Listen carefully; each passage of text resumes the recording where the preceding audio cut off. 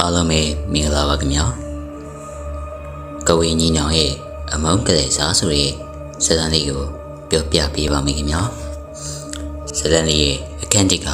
တိတ်ဆိတ်ချင်းညီရန်နေပြီးတော့လေဝေးမြို့နေစင်ချေပုံကျေးရွာလေးတွေရွာလေးညဘက်ဆိုရင်ပရစ်တံမကြားရတော့အောင်တိတ်ဆိတ်လွန်လာပါတယ်ခင်ဗျာတို့တိတ်ဆိတ်မှုရဲ့နောက်ွယ်တယ်သွေးပြက်ဖွယ်ရာကလေးစားချီမှုညုံနှံထားတဲ့ရွာသားများမတိကြပေဘုံမင်းခန့်နဲ့မောင်ပါဆိုင်သူတို့သည်တူကိုတူအသက်တမကချစ်ကြသည်ညီကိုနှစ်ဦးဖြစ်တယ်လို့တရွာလုံးကအားကိုရတဲ့ကောက်ဆိုင်စပားရိပ်လေသမားညီနောင်ဖြစ်ခဲ့ဘူးလေတို့တော့ညာ၎င်းတို့ကအတိတ်ကသာဖြစ်ပါလေစပားကင်းတွေမှာယူသားစွာလောက်ကန်နေသူတို့ရဲ့ဘဝကိုရွာကလူမိုက်တစုနဲ့မတရားသောအာဏာရှင်အချို့ကရဲဆက်ဖျက်ဆီးခဲ့ကြပါတော့တယ်သူတို့ချစ်ရတဲ့မိခင်နဲ့မောင်ပါဆိုင်ရဲ့ချစ်သူကောင်းမလေးထိုသူတို့ရဲ့ရဲစက်မှုကြောင့်မတော်တဆတေဆုံးသွားခဲ့ရပါတယ်တရားဥပဒေကသူတို့ကိုကြောခိုင်းခဲ့တဲ့အတွက်ဒိုနီမှအစ၍ညီကိုနှစ်ဦးရဲ့ရှင်ထဲမှာအမုန်းတရားမြစ်တွေသွားခဲ့တော့တာပေါ့ဗျာအခန့်နဲ့ကဝေလောကသို့ခြေလန်းလမ်းချင်းအမုန်းတရားနဲ့နာကျင်မှုများကသူတို့ကိုဒေါနတ်ထဲကဆုံးကဝေအတက်လောကီအမောင်ပညာရဲ့များစီသို့လမ်းပြခေါ်ဆောင်သွားခဲ့ပါတော့တယ်အစိမ်းရောင်နဲ့ခရမ်းရောင်မိတောင်များတောက်လောင်နေတဲ့တုတ်တန်မြေတွင်ညီကိုနှစ်ဦးသည်မိမိတို့ရဲ့သွေးဖောက်၍ကဝေအတက်ကိုစတင်ယူခဲ့ကြရတာပေါ့ဗျာငါတို့ရဲ့သွေးတွေငါတို့ရဲ့ဝိညာဉ်တွေကို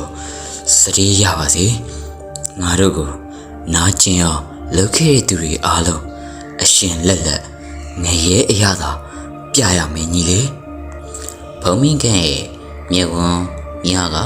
ခရမ်းရောင်အလင်းတန်းများဖြက်ကနေလင်းလက်သွားရင်းနဲ့သွေးအေးလှတဲ့လေသံဖြင့်ပြောလိုက်တာပါဘေးမှာလည်းရက်နေသောညီဖြစ်သူ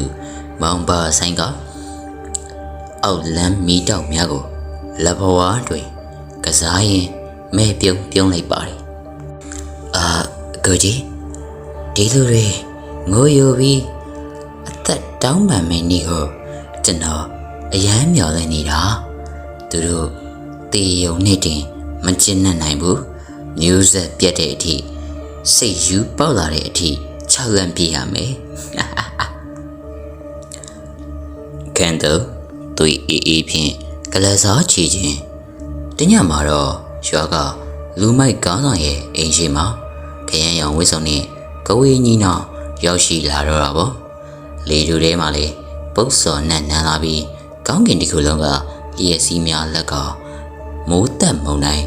ကြာရောက်လို့လာပါတော့တယ်ဗျာညီကိုနှစ်ဦးဟာလေမန်တန်ရွတ်ဆိုလိုက်တာနဲ့အမျှမြေပြင်၌အေယာမဘလူးသေးကြီးနှစ်ကောင်မြေကြီးကိုခွဲထွက်ပြီးပေါ်လာတော့တာပေါ့ရွာသားများအိပ်ပျော်နေတဲ့အခါအိမ်တကားများအလိုလိုပွင့်ထွက်သွားပြီးကလေးကောလူကြီးပါသွေးပြက်မတက်အော်ဟစ်ကဘေးလွရာကိုပြေးကြရတော့တဲ့အထီးပါပဲဗျာဘောင်ပါဆိုင်ကရှေ့သို့တလန်းတူကအစိမ်းရောင်မှုံမိတောက်များကိုလွတ်တင်လိုက်ရင်အော်ဟစ်ပြေးလွှားနေတဲ့ရွာသားများကိုကြည့်ပြီးတော့သွေးအေးစွာနဲ့ပြောလိုက်တော့ပါတယ်ပြေးကြစမ်းပါမင်းတို့ဘယ်လောက်ပြေးငါတို့ချိန်စာကနေလူမယ်များထင်နေလားငါအမေနဲ့ငါချစ်သူတေတုံးကမင်းတို့အားလုံးဝိုင်းရခဲ့ကြတာမဟုတ်ဘူးလားအခုမင်းတို့အလှည့်ပဲလीဘုံမင်းခန့်ကလေခေါင်းကိုတင်းဆောင်ကအကြောက်လန့်ကြားနဲ့လဲကျနေတဲ့လူမိုက်ခေါင်းဆောင်အနားကိုပြင်းချင်းစွာရှောက်လန့်သွားပါတော့တယ်သူရဲ့ရှေ့လန်းတိုင်းကမြေပြင်ပေါ်မှာခရမ်းရောင်အလင်းဝိုင်းများဖြစ်ပေါ်စေပါတယ်ထိုချိန်ကမကြောက်ပါနဲ့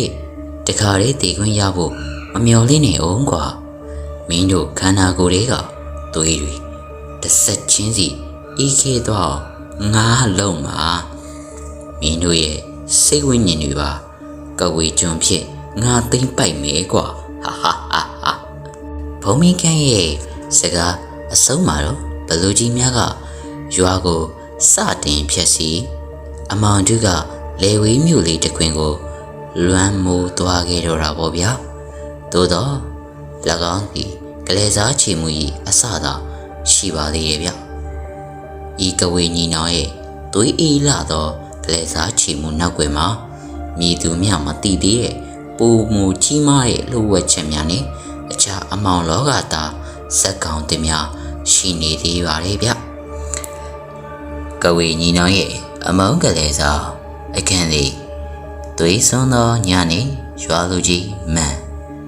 လေဝိမြို့ရဲ့အမာတို့ကပို့ပြီးတော့နှက်ဆိုင်လာခဲ့ပါပြီကဝေညီနောင်ဖန်ဆင်းထားတဲ့ဘလူတရေတွေရဲ့အော်ဟစ်တန်တွေကြောင့်တရွာလုံးတုံလုံးခြောက်ချနေရပါတယ်ဗျရွာလေးကအင်ကြီးတိမ်ထဲမှာတော့ရွာလူကြီးမန်နဲ့သူ့ရဲ့သမီးချောင်းလေးမူဒရာတို့သွေးပြက်မတက်ကြောက်လန့်နေကြတာပေါ့ဦးမန်ကတုံတုံရင်နဲ့အိမ်တကားကိုလိုက်ပိတ်နေရင်သမီးဖြစ်သူကိုလန့်အော်ပြောလိုက်ပါတော့တယ်မူဒရာသမီးဖះစင်ရှိကမကွာနဲ့ဟိုညီကိုနှစ်ယောက်ကဝေးအတက်နဲ့ရွာကိုသွေးအေးနဲ့ကလေးစားချေကိုလာနေကြပြီငါတို့အားလုံးတော့တေးရတော့မယ်ထင်တယ်မူဒရာကဖះစင်ရှိမှဒူးထောက်ရင်မျက်ရည်တွေဝဲလို့ငိုယိုပြီးပြန်ပြောရှာပါလေအဖေဖုံမင်းခန့်နဲ့မောင်ပါဆိုင်ကအရင်ကအရန်ယူသားတဲ့သူတွေပါတမီတို့တဲ့တငယ်ချင်းတွေပဲလေဘာလို့အခုလိုမိစ္ဆာတွေဖြစ်သွားရတာလဲတမီတော့တောင်းပန်လိုက်ရမလားယင်ဖေတော့တောင်းပန်ရောရနိုင်မလားယင်ဦးမန်ကကောင်းကိုခါရင်မျက်လုံးတွေပြူးချေကတားလိုက်ပါတယ်မတော်နဲ့မူတော်သူတို့မှလူစိမ့်မရှိတော့ဘူးငါတို့ရွာကလူမိုက်တွေသူတို့အမေကိုနှိပ်စက်တုန်းကငါမတိကျိုးချွန်ပြုတ်ခဲ့မိလို့အခုငါတို့ကပါရန်ရှာနေတာအပြင်မှာသွေးညီနံ့တွေနံဟောင်းနေပြီအခန်းကအမောင်လေးကတူတူအတများဖြစ်ကနေအိမ်ထဲကဖျောင်းနိုင်မိတွေအကုန်ငိမ့်သွားပြီးအစိမ်းရောင်မော့အလင်းဖြက်ဖြက်ကအိမ်ကန်လေးကိုလွမ်းမိုးလိုလာပါတော့တယ်လေကျူကလည်းရေခဲသမျှအေးဆက်သွားပြီးအိမ်ခေါင်မိုးပေါ်ကနေခြေတံပြင်းပြင်းတွေချားလိုက်ရတော့တာပေါ့ဗျာနှုတ်ဆက်ပါတယ်ရွာလူကြီးမင်းနဲ့တငယ်ချင်းမလီမှုတွားရဲ့မောင်ပါဆိုင်ရဲ့သွေးအီလာတွေအတန်ကအမောင်တဲကနေထွက်ပေါ်လာခဲ့ပါတယ်အိမ်ရှိတကားကြီးကဘုံကနေဖွင့်ထွက်သွားပြီးခရမ်းရောင်ဝစ်စုံနဲ့ဘုံမင်းခန့်ကလက်ထဲမှာလူဦးကောင်းခွန်တစ်ခုကိုကင်လို့ဖြည်းဖြည်းချင်းလမ်းလျှောက်ဝင်လာခဲ့ပါတော့တယ်ဗျာဦးမန်းကအကြောက်လန့်တဲ့ကြောင်နဲ့နောက်ဆုတ်ရင်အော်ပြောလိုက်တယ်မင်းတို့ဘာလို့ချင်းလို့လဲငါသမီးကိုတော့ဘာမှမလုပ်ပါနဲ့ငါကိုပဲတက်ချင်တတ်ပါဘုံမင်းခန့်ကဦးမန်းကိုစိုက်ကြည့်ရင်နှုတ်ခမ်းထောင်ကိုတွန့်ရှုံညမဲပြုံးလေးပြုံးလိုက်ပါတယ်သူ့မျက်ဝန်းတွေကခရမ်းရောင်တောက်နေပြီးလေတံကတိုးညင်းပေမဲ့ကြောချမ်းစီဟာကောင်းလာပါတယ်ဗျာတရားမှတဲ့ပူကြောက်ဖို့ကောင်းတာဘာလဲဒီလာရွာလူကြီးအဲ့ဒါကိုချစ်တဲ့သူတွေတယောက်ပြီးတယောက်ရဲဆက်ဆက်တည်သွားတာကိုအရှင်လက်လက်ထိုင်ကြည့်နေရတာပဲငါတို့ညီကိုခံစားခဲ့ရသလိုမျိုးမင်းကိုခံစားခွင့်ပေးမလို့လေအခန်းချတငယ်ချင်းတို့ရဲ့ရင်ဆိုင်မှု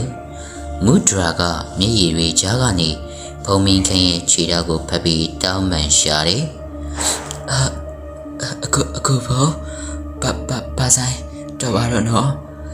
နင်တို့ဒီထက်ပိုပြီးအပြစ်မဲ့တဲ့သူတွေကိုမတတ်ပါနဲ့တော့ငါတို့ကတငယ်ချင်းတွေပဲမလားငါကိုကြည့်ပါဦးမောင်ပါဆိုင်ကမူဒရာကိုငုံကြည့်ပြီးမျက်နှာက ချက်ချင်းတည်တံ့သွားတယ်ပြီးမှသွေးအေးအေးနဲ့စကားတခွန်းတူတူလေးကပ်ပြောလိုက်ပါတယ်ဗျာတငယ်ချင်းမူတရာငါချစ်သူလေးကိုရွာကလူတွေဝိုင်းနှိပ်စက်တုံးကနင်ပင်မလဲငါတို့ကအမောင်ကဘာကနေပြန်လာတဲ့ကဝေညီနောင်ဖြစ်သွားပြီနင်တို့စုတောင်းတွေကငါတို့စီမရောက်ဘူးဘုံမင်းခန့်ကလေလက်ကိုမြောက်လိုက်ပြီးမန်တန်တစ်ခုကိုရွတ်ဆိုလိုက်တဲ့အခါမှာတော့အိမ်ပြင်ကဘလူးကြီးတွေကဦးမှန်ရဲ့အိမ်ခေါင်မိုးကိုလက်နဲ့ရိုက်ခွဲလိုက်ကြပါတော့တယ်ဗျာလျက်စီးတွေလက်သွားတဲ့အချိန်မှာဘုံမင်းခန့်ကသွေးအီလာတဲ့လေးတန်နဲ့နောက်ဆုံးစကားကိုဆိုလိုက်တော့တာပေါ့ဗျာမူဒရာနင်အဖေရဲ့ဝိညာဉ်ကိုငါတို့ဒီညပဲသိမ်းစီသွားမယ်နင်ကတော့ဓာတွေကိုကြည့်ပြီးအယူတယောက်လိုရှင်တန်ရလိမ့်မယ်ဒါကဝေညီနောင်ရဲ့အမုန်းကလေးစားပဲရွာလူကြီးဦးမှန်ရဲ့အော်ဟစ်အတန်နဲ့ယူလေဝေးမြို့လေးရဲ့ညကလေးသွေးအိမ်ထဲမှာနင်းမြုပ်သွားခဲ့ရပါတော့တယ်ဗျာအခန်းခွန်ဘရာလောကစီယာနဲ့တိုက်ရိုက်တက်စင်ရွာလူကြီးဦးမှန်ကွယ်လွန်ပြီးတဲ့နောက်လေဝေးရွာကလေးဟာညီသူမြလူသူမကရဲလောက်အောင်ချောင်းလန့်လွန်းသည့်တုတ်တန်နေမြေကြီးတစ်ဖွဲဖြစ်သွားခဲ့ရပါတယ်မူဒရာကလေးဖခင်ဖြစ်သူကိုဆုံးရှုံးလိုက်ရသည့်စိတ်ဒဏ်ရာကြောင့်စကားပင်ကောင်းကောင်းမပြောနိုင်တော့ပါပဲထိတ်လန့်တုန်လှုပ်နေခဲ့ပါတော့တယ်ဗျရွာသားများကလည်းကဝေညီနောင်ရဲ့ရင်မလွတ်မြောက်ရန်အတွက်ပုတ်ပါတောင်ချီမှအောက်လန်းနှိမ်နှင်းရာတွင်နာမည်ကြီးရဲ့အင်းစီယာမန်နန်စီယာဦးဖုံးရှံကိုပင်ဖိတ်ခဲကြပါတော့တယ်ဗျဦးဖုံးရှံတရားရွာထိပ်သို့ခြေချလိုက်တဲ့နေ့အမျှလေလူတွေကပုတ်စော်နန်းလာတဲ့ကဝေညီနောင်ရဲ့အနံ့ကိုရရှိလိုက်ပြီးတော့သူ့ရဲ့အစွမ်းထက်လာသောစီရင်လှုပ်ထားတဲ့ချိန်လုံးကိုတင်းတင်းစုပ်ကင်ထားလိုက်ပါတော့တယ်ထိုချိန်က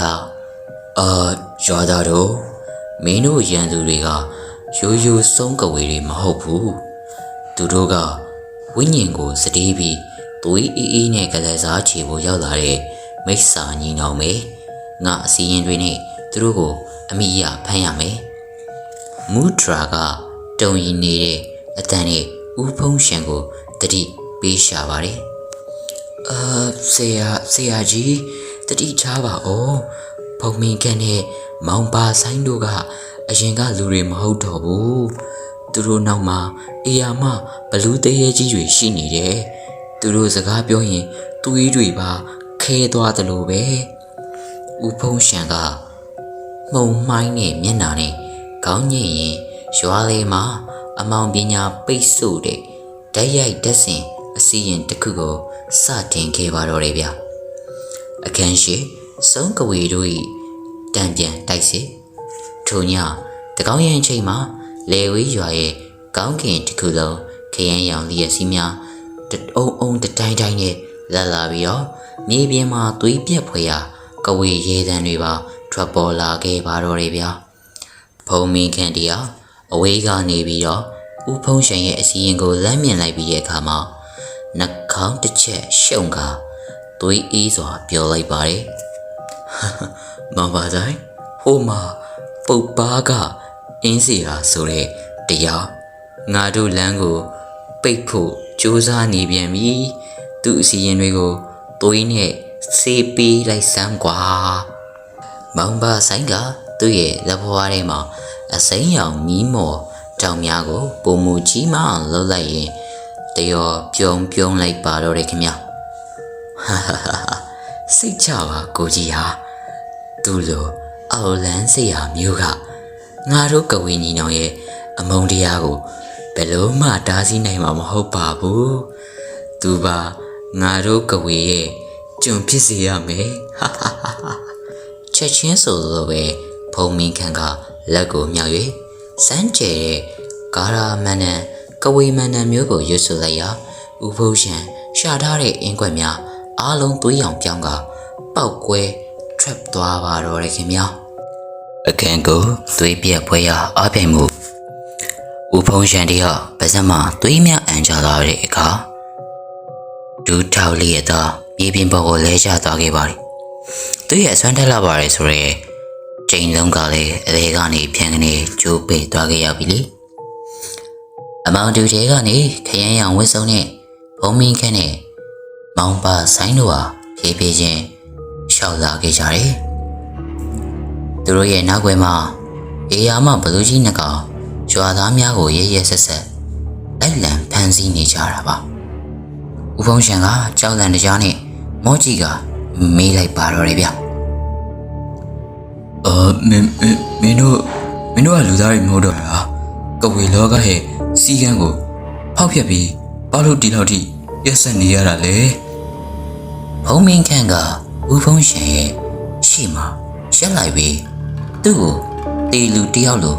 သွေးအေးနဲ့စိုက်ကြည့်ကပြန်ပြောလိုက်ပါတော့တယ်စီကံဟုတ်လားငါတို့မိခင်ရရဆက်ဆက်အသက်ခံရတော့ကဘယ်စီကံကငါတို့ကိုကာကွယ်ပေးခဲ့လဲငါတို့မှာအမုန်းတရားပဲရှိတယ်အဲ့ဒီအမုန်းတရားကပဲငါတို့ရဲ့စီကံပဲလေမောင်ပါဆိုင်ကလေဦးဖုံးရှန်ရဲ့စပင်ကိုဆွဲမြောက်လိုက်ပြီးမျက်လုံးချင်းစိုက်ကသွေးအေးလာတဲ့လေတံနဲ့အခုလိုအမိန်ပေးလိုက်ပါတော့တယ်မင်းရဲ့အတက်ပညာတွေအားလုံးငါတို့စီအန်နလိုက်စမ်းစရာကြီးဒီညကစားပြီးလေဝေးမျိုးတွေမကောက်တနိုင်ငံလုံးကအောက်လန်းစရာတွေပါငါတို့ကဝေညီနောင်ရဲ့ရှေ့ဘဝအောက်မှာဒူးထောက်စေရမယ်ကွာမူဒရာကအိမ်တကားကြားကနေဦးဖုံးရှင်ရဲ့ဝိညာဉ်ကိုစုပ်ယူခံလိုက်ရတဲ့မြင်ကွင်းကိုကြည့်ပြီးတန်အောင်မထွက်ရဲပဲပါဇက်ကိုပိတ်ကသွေးပြက်နေရပါတော့တယ်ဗျကဝေညီနောင်ရဲ့အမုန်းကလေးစားကရွာလေးတင်မကပဲအိုးမိုးချေပြန့်လာတဲ့အမောင်တို့စီကိုဦးတီသွားနေပြီဖြစ်ပါတယ်ဗျာအခန်းတစ်စီယူကောင်းမော်စီယာနဲ့ကဝေနေမည်အင်းစီယာဦးဖုံးရှန်ကွယ်လွန်ပြီးတဲ့နောက်လေဝေးရွာလေးကလူသူတိတ်ဆိတ်ပြီးတရေတစီများမိစ္ဆာဘလူးများနဲ့စိုးစံရကဝေနေမည်အဖြစ်လုံးဝပြောင်းလဲသွားခဲ့ပါတော့တယ်မူဒရာကထိတ်လန့်စီယာကောင်းလာတဲ့လူအမောင်တို့ထဲမှာတကူတဲ့ပုံအောင်နေတဲ့သက်ရှင်ကြံရလူတယောက်ပေါ့ဒေါ်စင်ကတညမှာရွာထိပ်သူထူးဆန်းသောလူတယောက်ရောက်ရှိလာပြန်ပါလေကျေသူကလိုဝက်စံပြားလာတဲ့ကရင်ပြည်နယ်တောင်တန်းကြီးများစီမှာ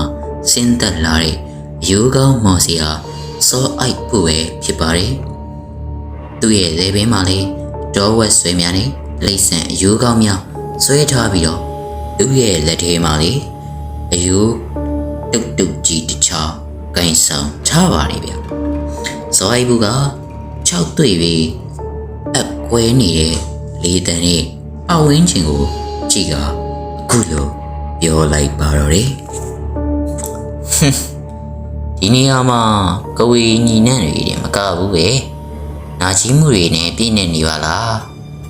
သွေးအေးအေးနဲ့ကလေးစားချီချင်းရဲ့အငွေ့သက်တွေပါလွမ်းမိုးနေတာပဲကဝေညီနောင်မင်းတို့ရိုးရိုးကဝေတွေထက်ကြော်လွန်သွားပြီပဲမူဒရာကအမောင်တွေကနေဖြည်းဖြည်းချင်းထွက်လာပြီးစော့အိုက်ပူကိုတောင်းပန်ရှိုးလိုက်ပါတော့တယ်ဆရာကြီးသူတို့ကိုတားပေးပါဖုံမင်းခန့်နဲ့မောင်ပါဆိုင်တို့ကတရွာလုံးကိုကဝေကျွန်းတွေအဖြစ်ပြောင်းလဲပြစ်နေပြီသူတို့မှာညတာမှုလုံးဝမရှိတော့ဘူးအခန်း7သွေးအေးလာတော့ကဝေညီနောင်တို့ရဲ့တယောတန်စောအိဘူးရောက်လာဒီကိုကဝေညီနောင်ကဒေါ်နဲ့တဲကသူတို့ရဲ့မော်ချေမော်မှန်ပြင်ထမတဆင်လမ်းမြင်နေရသည်ခရမ်းရောင်ဝစ်စုံတဲ့ဖုံးမင်းခန့်ကလက်ထဲကသွေးရောင်ဝိုင်းခွက်ကိုလှည့်ကစားရင်သွေးအေးစွာမဲပြုံးလိုက်ပါတော့တယ် ဘာပါဆိုင်ဟောဒီမှာကြည့်ပါဦးငါတို့ရဲ့အမုံမီတောက်ကိုလာငိမ့်တက်ချင်တဲ့မော်စရာနောက်တစ်ကောင်ရောက်လာပြန်ပြီဒီတခါတော့ကရင်တောင်တန်းကအယူကောင်းဆရာတွေလားမောင်ပါဆိုင်ကသူ့ရဲ့မျက်လုံးများခရမ်းရောင်တောက်လာသည့်အထိမန်းနယ်များကိုတူတူလေးရွတ်ဆိုရင်အေးရမဘလူးကြီးတရေနှကောင်ကိုစေခိုင်းပြင်ဆင်တော့ပါတယ်အကိုကြီးသူ့ရဲ့အယူကောင်းမော်အတက်ကငါတို့ကဝေမန်တန်အောက်မှာဘာမှမဟုတ်တာပဲအခုငါတို့ဘလောက်ထိ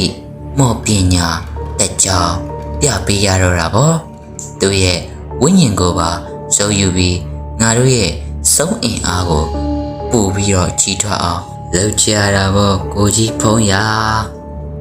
အခန်းစနေမီးနဲ့အမောင်အားပြိုင်ခြင်းညတကောင်းရဲ့အချိန်မှာစောအိုက်ဘူးကရွာလည်၌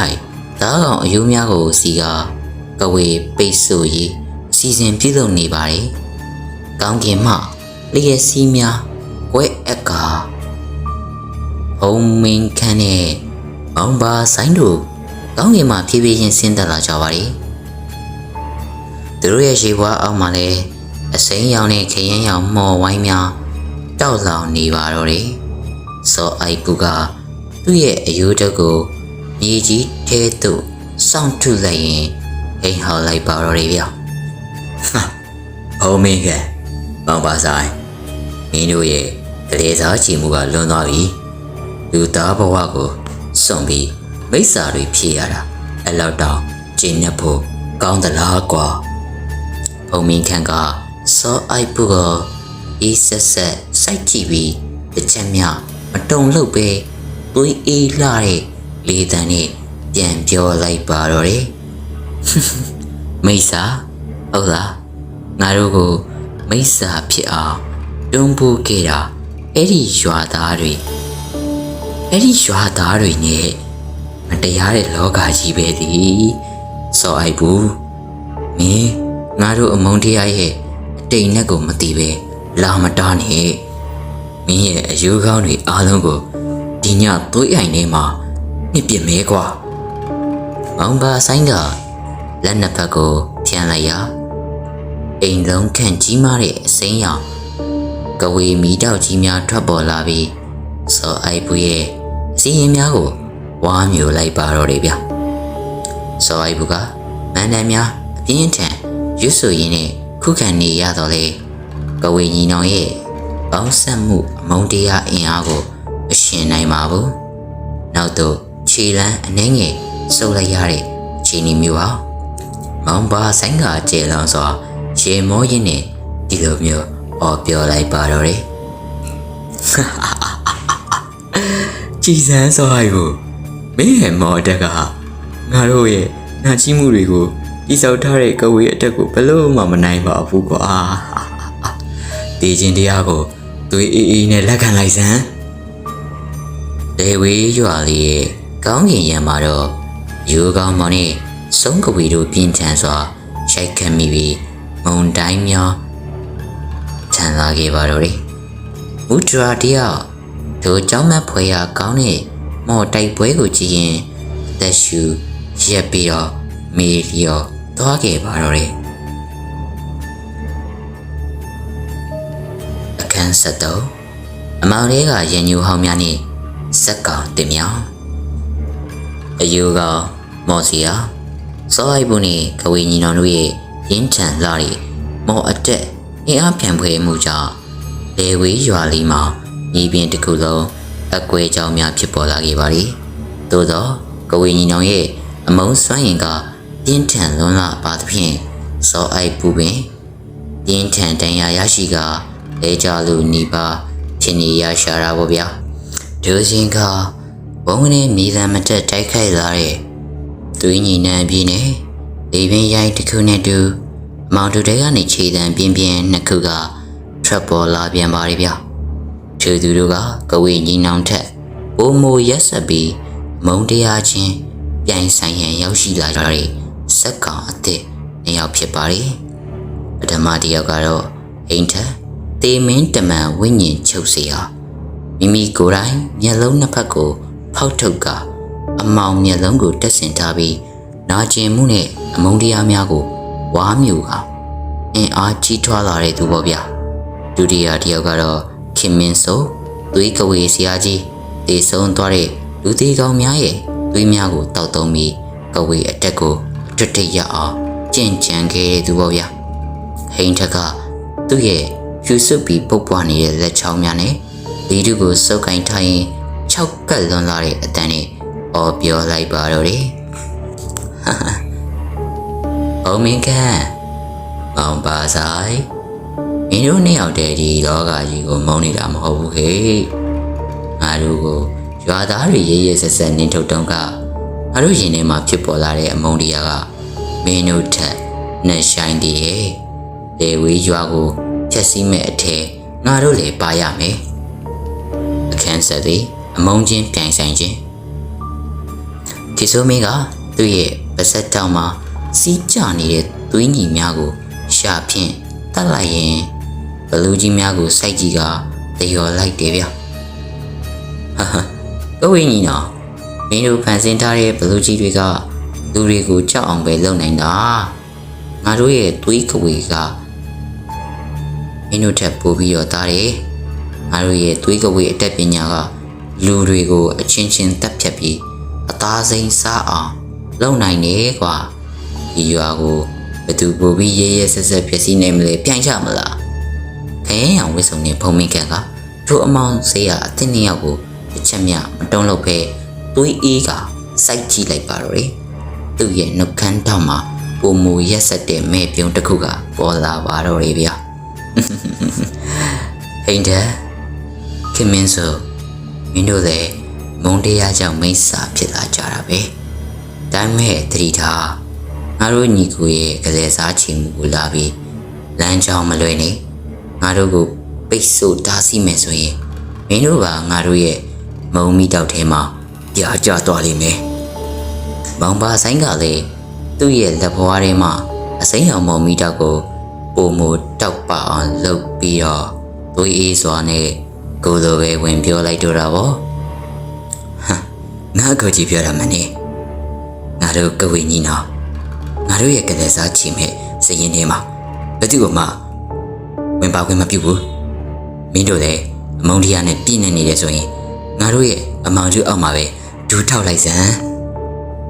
အခန်းဆန်ကမုဒ္ဒရာတရားအိမ်ပြကြီးတစ်ခုရဲ့နောက်မှာ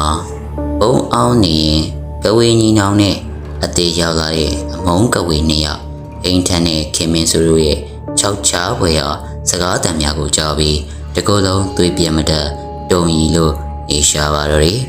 လောကကြီးမှာလူသားစိတ်လုံးဝမရှိတော့ပဲအမုန်းတရားတသက်ဖြင့်စွမ်းအားပြိုင်နေကြတဲ့မိစ္ဆာလေးယောက်ရဲ့အရှိမတော့ရွာသားများကချက်ကလေးငှက်ကလေးများကဲ့သို့ဖြစ်နေတော့တာပေါ့ဗျာဟိန်ထက်ကသူ့ရဲ့ဝိညာဉ်ချုပ်အင်းတုတ်ကိုမြောက်လိုက်ပြီးတော့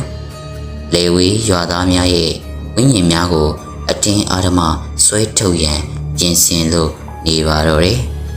။ကောင်းပြီလေကဝေညီနောင်မင်းတို့ကမပြိုင်ချင်ဘူးဆိုရင်လေငါတို့ကကိုနီးကိုဟန်နဲ့ကလတ်စားချေမှာပဲဒီညလေဝေးရွာက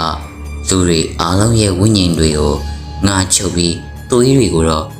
ခင်မင်းစိုးကိုတောက်ဖို့ပေးလိုက်မယ်။လေသူကပိုကြောက်ဖို့ကောင်းလေဆိုတာ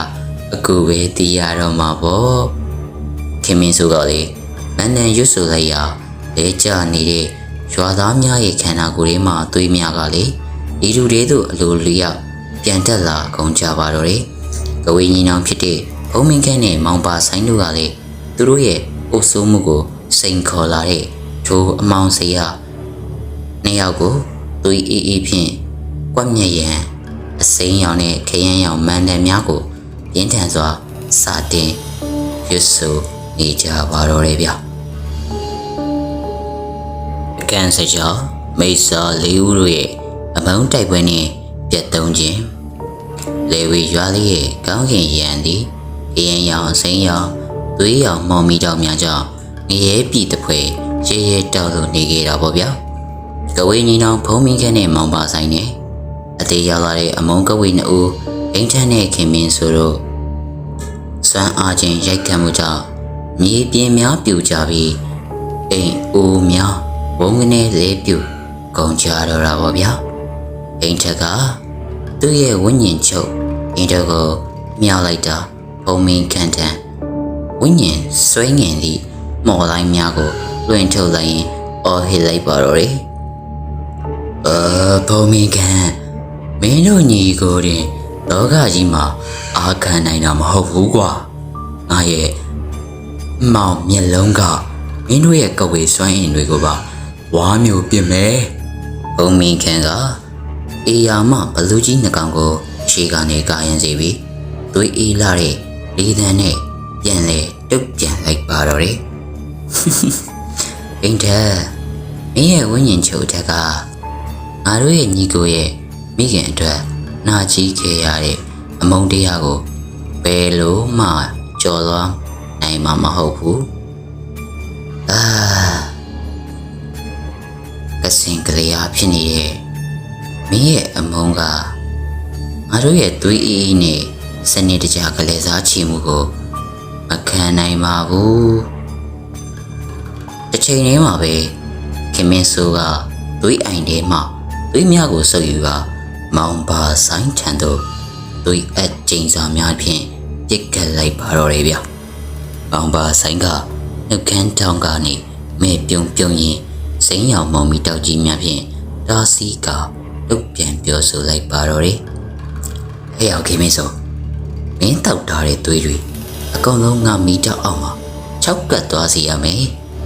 လေဝေးရွာကငါတို့ညီကိုတက်ရမယ်ရွာကွာမင်းတို့ဝင်ရှုလို့ပြီးပြီလားအခန်းစကောင်တင်းနဲ့မူဒရာရဲ့ကဲတင်ရှင်မိစ္ဆာလေးဦးအပြင်းထန်အားပြိုင်နေခြင်းမှာပဲအိမ်ပြန်ကြီးနောက်မှာပုံနေတဲ့မူဒရာလေလိုင်းများရဲ့ရိုက်ခတ်မှုကြောင့်လဲကြကမိစ္ဆာများရဲ့မြင်ကွင်းထဲသို့ရောက်ရှိသွားတော့တာပေါ့ဗျာဟောဘုမ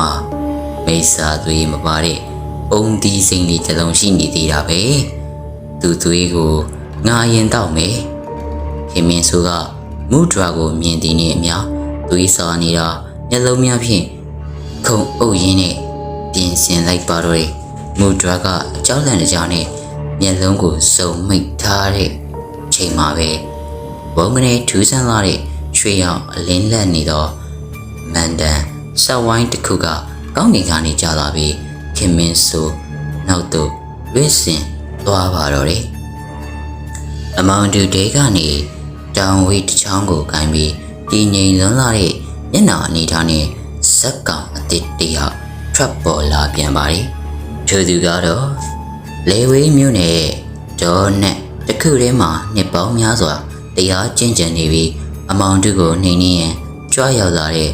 ဓကမထန်စီကတော့ဦးတော်ပိတဖြစ်ပါတယ်ဦးတော်ပိတကမူဒရာကိုတောင်ဝေးဖြင့်ကာကွယ်ပေးလိုက်ရင်အေးချမ်းသောဩဇာညောင်းလာတဲ့အတန်နဲ့မိစ္ဆာလေးဦးကိုမိန်ကြားလိုက်ပါတော့တယ်မုံတရားနဲ့တိဆောက်ထားတဲ့ဇာတ်တွေဟာမိခိုးတွေလိုပဲနောက်ဆုံးတော့ပြအဖြစ်နေပဲပြတ်သုံးသွားရမှာမင်းတို့အားလုံးအမုံရဲ့အညော်တွေကိုမိပြီးကိုငရဲတဲ့တွန်းပို့နေကြပြီလားကန်ဆက်ရှိကဝေညီနောင်ရဲ့နောက်ဆုံးသတိပေးချက်ခင်မင်းစုကပါဇက်မှာသွေးများတုပ်ရင်အိမ်ဟောက်လိုက်ပါတယ်အေဘုံကြီးမင်းရဲ့ရွှေရောင်မန်းတွေကငါတို့ရဲ့အမုန်းတရားကိုမတားနိုင်ဘူးတခါတည်းအစာပြောက်ပေးလိုက်မယ်သို့တော့ဘုံမင်းခန့်ကခင်မင်းစုကိုလက်ကပြလိုက်ပြီးဦးတော်ပိတကိုသွေးအေးဆူရှာသောမျက်ဝန်းများနဲ့စိုက်ကြီးကယခုလိုပြောလိုက်ပါတော့တယ်ဦးစင်ရဲ့အလင်းတရားကိုငါတို့လေးစားပါတယ်ဒါပေမဲ့ငါတို့ညီကိုရဲ့ရှင်တွေကအမုန်းတရားကတာမန်အကျက်တွေနဲ့နှိမ်နှင်းလို့ရမယ်အရာမဟုတ်ဘူးမူဒရာခေါ်ပြီးဒီရွာကအခုချက်ချင်းထွက်သွားပါမဟုတ်ရင်ဦးစင်းရဲ့တိခါပုတ်တွေပါငါတို့ကဝေကျင်းစာရဲ့အောက်မှာ ပျက်စီးသွားလိမ့်မယ်။အောင်ပါဆိုင်ကလည်းဘလူးကြီးနှကောင်ကိုရှေ့သို့တိုးစီရင်သွေးအေးစွာယခုလိုပြောပါတယ်။မှန်နေဒီညလေဝေးရွာဟာသွေးကပါဖြစ်ရမယ်။ဘယ်သူမှတားလို့မရဘူး။ဦးတော်ပီတာကလည်းအချင်းကြီးကိုသုံးသပ်လိုက်ပြီးမူဒွာကိုကေတင်ရန်သာပထမဦးစားပေးအဖြစ်သတ်မှတ်ကတောင်ဝိတ်ကိုဝေရန်၍ရွှေရောင်လင်းတန်းများနှင့်အတူမူဒွာကိုပါခေါ်ဆောင်ကပျောက်ကွယ်သွားခဲ့ပါတော့တယ်။ကျန်ရခဲ့တဲ့လေဝေးရွာပြကြီးတွေမှာတော့ကဝေညီနောင်နဲ့မော်စီယာနှစ်ဦးတို့ရဲ့ပုံမူရက်ဆက်သွေးအေးလာတဲ့အမုန်းတရားတိုက်ပွဲကြီးကတော့ရွာလုံးကျွတ်ပြတ်သုံးသွားသည့်အထိဆက်လက်တောက်လောင်နေပါတော့တယ်ဗျာအခန်းစကူကဝေချင်းစာကိုဖြတ်ပယ်မဲ့လိုဝက်ချက်ဦးတော်ပိတာ၏ရွှေရောင်မန္တလင်းဖြင့်ကဲထုတ်ချင်းခံလိုက်ရတဲ့မူတော်သည်ဒေါ်နတ်ထေကစိတ်ငြိမ်လာတဲ့ဂူတကူတဲတွင်တတိရလာခဲ့ပါတော့တယ်သူမကလေဝေးရွာလေးပြတ်သုံးသွားပြီဖြစ်ကြောင်းတွေးမိပြီးမျက်ရည်ကျနေစမှာပဲဦးတော်ပိတာကတင်းငိမ်စွာနဲ့မိန်ချလိုက်ပါတော့တယ်သမီးမူတော်အမှန်တရားကိုမုံချင်းနဲ့လှုပ်ပြန်လို့မရဘူးအဲ့ဒီကဝင်းကြီးနော်ပုံမင်းခန့်နဲ့မောင်ပါဆိုင်တို့ရဲ့စွမ်းအားတွေအထွတ်ထိပ်ရောက်နေတာကသူတို့စီမှာရှိတဲ့မတော်တဆကမောက်ကထဖြစ်တဲ့စိတ်ဓာတ်ကဝေကျန်းကြောင်ပဲအဲ့ဒီကျန်းစာရဲ့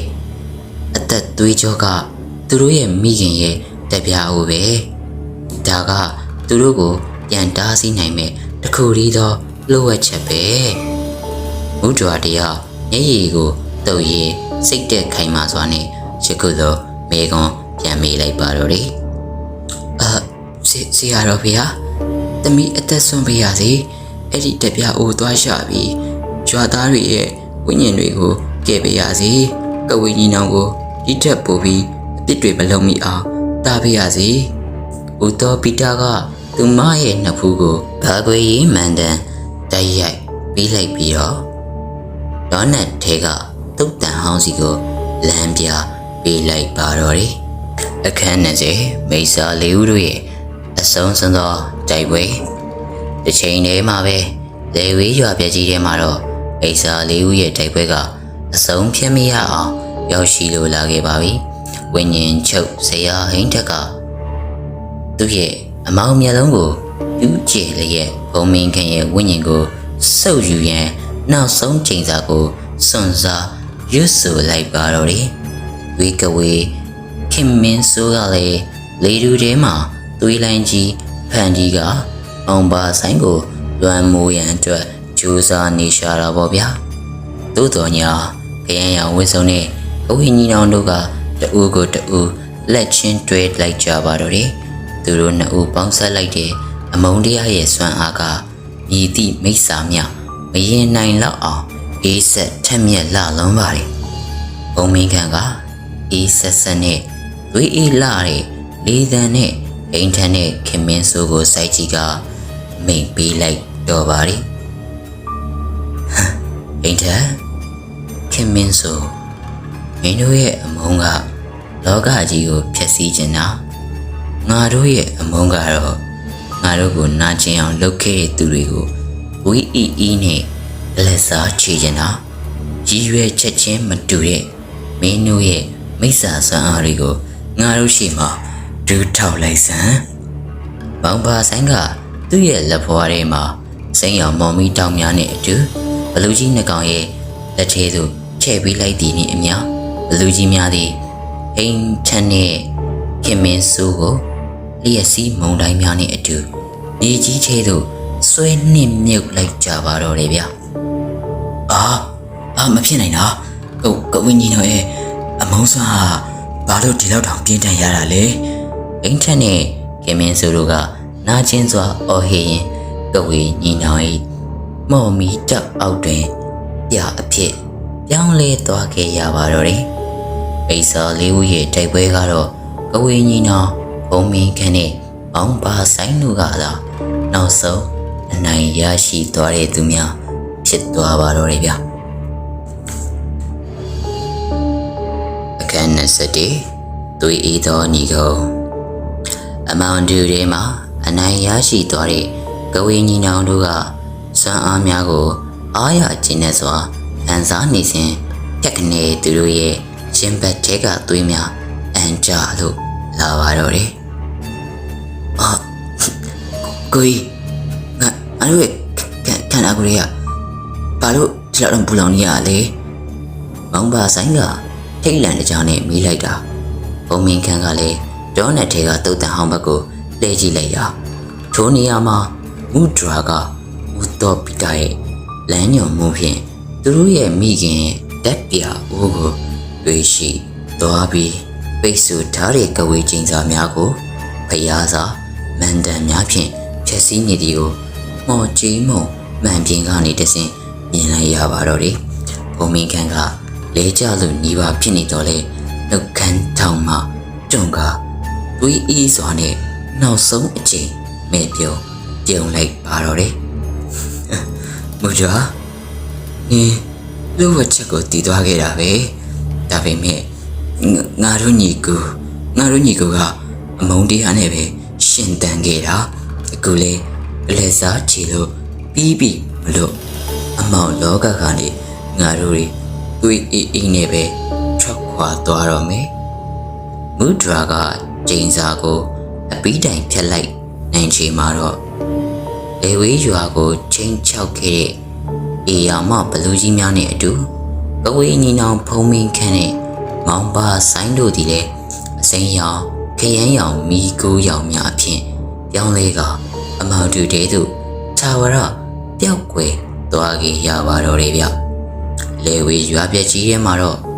ဤသည့်အချင်းအလွမ်းမှာကြံရစ်မနေခဲ့တော့ပဲအမုန်းတရားရဲ့ရက်စက်မှုတက်တည်ပြတဲ့တိတ်ဆိတ်ခြင်းအလင်းတန်းတစ်ခုသာအစ်စ်ပြန်လဲစမ်းတစ်လာပါတော့တယ်ဗျ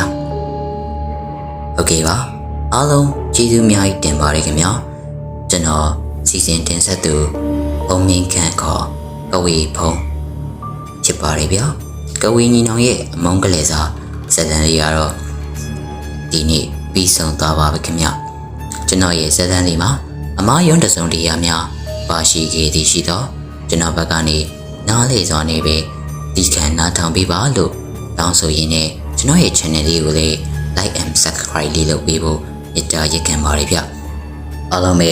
တာယာလှပတဲ့နေ့လေးပိုင်ဆိုင်နိုင်ကြပါစေခင်ဗျာ